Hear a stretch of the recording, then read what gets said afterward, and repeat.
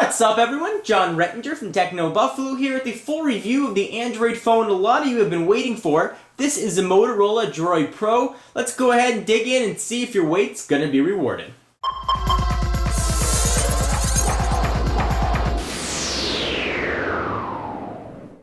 So before I start my phone reviews, I always start with call quality. No matter what the phone can do from a feature standpoint, if it's not going to make good phone calls for you, it's just not going to be worth your money. So when I do my phone tests, I do a 20 call test in various areas of Southern California, test for signal strength, call degradation, and dropped calls. So in my 20 call test, I had no drop calls, was able to maintain a very strong signal strength compared to other Verizon phones, and certainly using the bar method. So by depending on how many bars of service you have, is certainly arbitrary and relies on sort of proprietary algorithms. But the reception here was very strong. Again, no drop calls. I had no white noise on my end. On the other end, the call had no white noise. There was no popping. The Bluetooth on this was actually outstanding. Connected to the Bluetooth speaker in my car, I was able to take the phone very far away and still maintain a static-free connection. This has probably one of the strongest Bluetooth radios of any phone that I've tested. Speakerphone volume was average. If you use a speakerphone while in a loud place, you're going to be able to hear it. It's not going to be booming loud, but you will probably be able to hear the caller on the other end. The microphone seems to be very sensitive, so if there is a lot of background noise going on, the caller is most definitely going to hear it. So from a call standpoint, this phone has actually been one of the best that I've tested. It was loud, crisp, and clear. So now let's go ahead and talk about the specs. Let me run through them real quickly. It's got a 3.1-inch TFT screen with a resolution of 320 by 480, which we'll most definitely talk about. It's got a 1420 milliamp hour battery, good for an advertised supposedly 7 hours of battery life.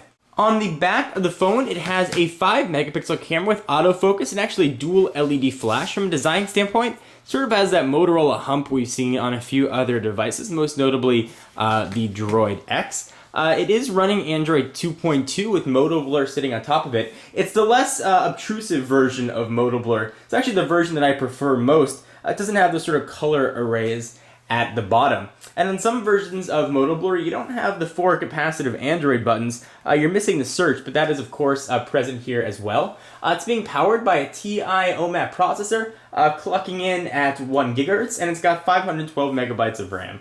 Camera quality was average, about what you'd expect from a 5-megapixel phone. It does take HD video at 720p. It was again just about average and comparable with other cameras of similar quality. But that's not the reason that most of you are considering the Droid Pro. The reason probably you're looking at this phone is because of what sits below that 3.1-inch screen, and that is this fantastic full QWERTY keyboard, very reminiscent of BlackBerry Bold devices. That's sort of that dual angled key, so it's almost slanted on each side. So while there isn't actually physical space between each two, you can feel each button very nicely. It's got a really nice big space bar, which I really enjoy using. I like the voice search function right on here on the phone, and the keyboard is absolutely fantastic.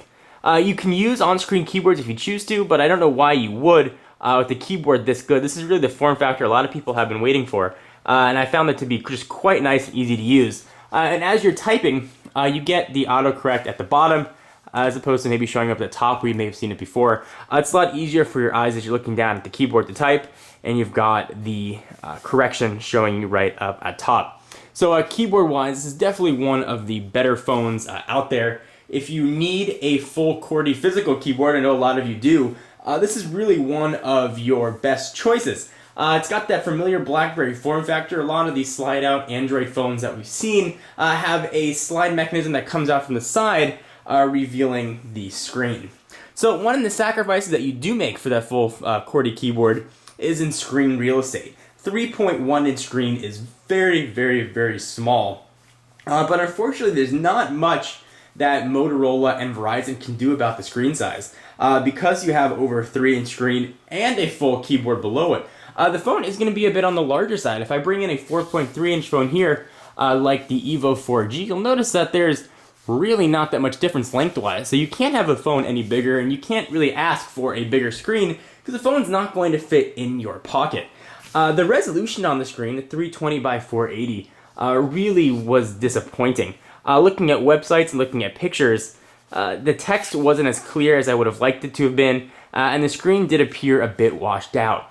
Now that may be to the fact that this phone probably shows brightness and gets brighter than many other phones I've tested.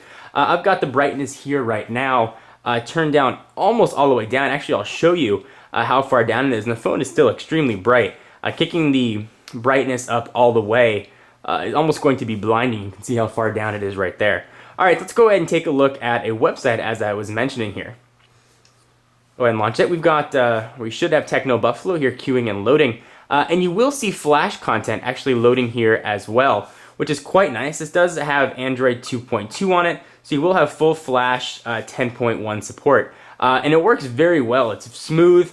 The TI OMAP processor really does a nice job keeping up. The 512 megabytes of RAM certainly help aid in that. So we'll load TechnoBuffalo here, and we are on Verizon's EVDO network, which I guess with the announcement of LTE, you could almost call a legacy network.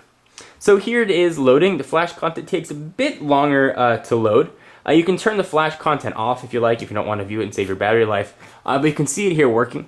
On a lot of underpowered phones that do show Flash content, pinch to zoom is very slow and a little bit laggy. Not so on the Droid Pro. Really does work very well. Despite Flash content there, it almost does the pinch to zoom multi-touch gestures as if Flash content wasn't even there. So a big, I guess, thumbs up to Motorola for really maximizing the hardware and the software put together in a really outstanding package.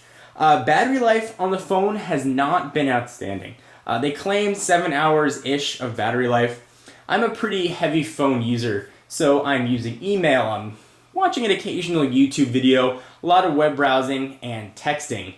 And I had a hard time getting through the day. Generally, by the time the day ended, I'd have about 10-ish%.